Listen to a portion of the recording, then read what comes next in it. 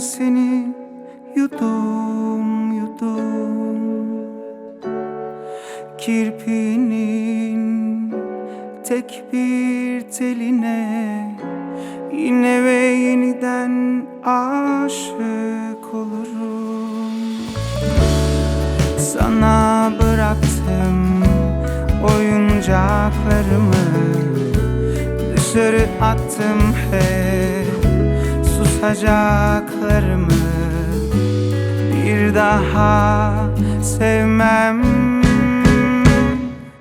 Yalan, yalan, yalan.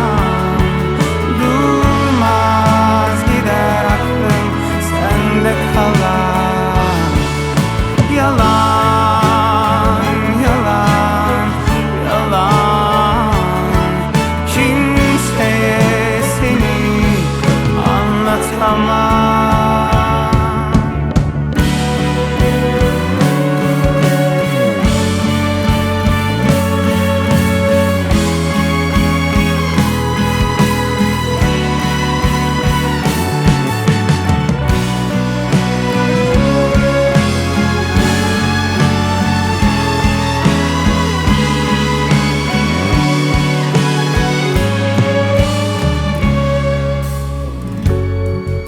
Dikilirken gözün önünde aksam sana olup olup, yeşil bakan gözlerinde biz yine çocuk mu olduk? Sana bıraktım oyuncaklarımı, dışarı attım hep susacaklarımı. Bir daha sevmem. Yalan, yalan, yalan. Durmaz gider aklım sende kalan. Yalan, yalan, yalan. Kimseye seni anlatamam.